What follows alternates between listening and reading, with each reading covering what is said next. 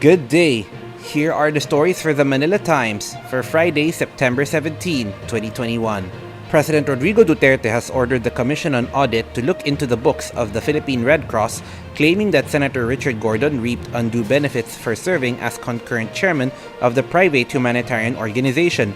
Duterte directed Solicitor General Jose Calida to relay the order to KUWTT Chairman Michael Aguinaldo, insisting anew that there were no irregularities in the purchase of medical supplies for the government's COVID-19 response and that no member of his cabinet has committed any wrongdoing. The president accused Gordon of being the one involved in corrupt practices. Presidential Advisor for Entrepreneurship Jose Maria Joy Concepcion III on Thursday reiterated his call to expand mobility for the fully vaccinated Filipinos after major airline groups expressed concern that stringent travel requirements imposed by the government could lead to the crash of the local aviation industry. Concepcion issued the warning after major airline groups sought his help in bringing forward their concerns to the government regarding the impact of the COVID-19 pandemic on their businesses. The Go Negosyo founder said the companies asked for increased mobility among vaccinated Filipinos in terms of transportation in order to give them a shot at recovering some of the billions worth of revenues lost since the pandemic struck in March of 2020. The Quezon City government has launched a massive contact tracing operation after 136 individuals at 2 Catholic convents in the city tested positive for COVID-19. Placed under special concern lockdown were the Religious of the Virgin Mary in Cubao and the Convent of the Holy Spirit in Barangay Immaculate Conception. Dr. Rolando Cruz, head of the City Epidemiology and Surveillance Unit, said there were 114 COVID-19 cases at RVM, 50 of them members of the convent staff, and 64 were nuns. A member of the vaccine expert panel believes that elderly people and those with comorbidities are still vulnerable to severe and critical breakthrough COVID-19 infections. Dr. Jean Solantes said the decline in cell-mediated response among the elderly and persons with comorbidities is a main reason a third or booster dose is necessary for these groups. A cell-mediated immune response is a type of reaction induced through the use of T cells to fight off viruses. It is different from the humoral response, which uses antibody molecules to block viral transmission.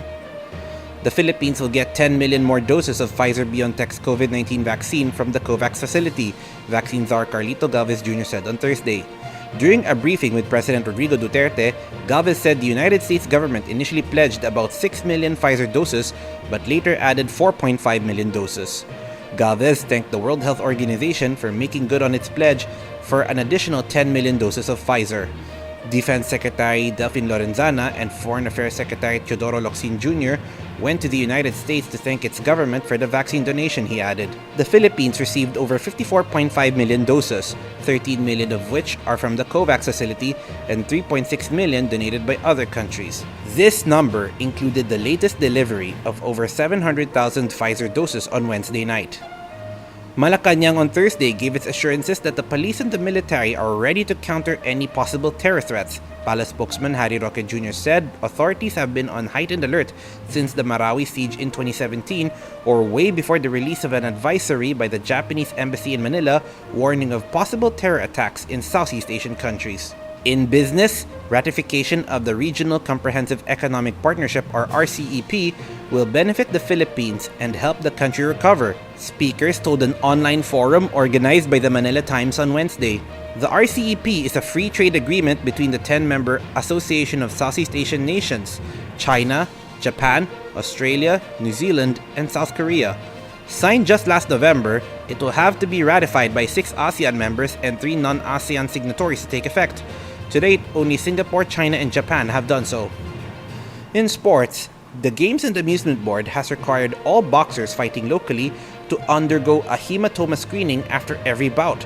This was disclosed by Dr. Radentor Viernes, chief of the GAB medical section, at the TOPS Usapang Sports Online Forum on Thursday. Viernes said the agency has 4 handheld brain hematoma screening devices distributed to its offices in Luzon, Visayas, Mindanao, and the National Capital Region. The device was used for the first time on September 4 in a boxing event in Urdaneta, Pangasinan. All 20 boxers who saw action in the fight card were scanned for free, Viernes said. Viernes added that the portable device uses near-infrared technology to screen for intracranial bleeding and other head injuries. Rigoberto Tiglao and Ruben Torres are today's front page columnists. Tiglao mocks two senators over the recent probe on Pharmally Pharmaceuticals, while Torres discusses about ASEAN workers denouncing the Myanmar military junta. Today's editorial talks about Afghanistan desperately needing foreign aid.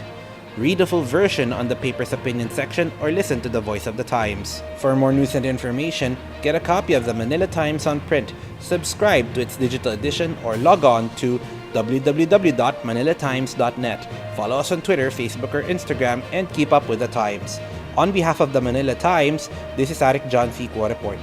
Have a safe Friday ahead.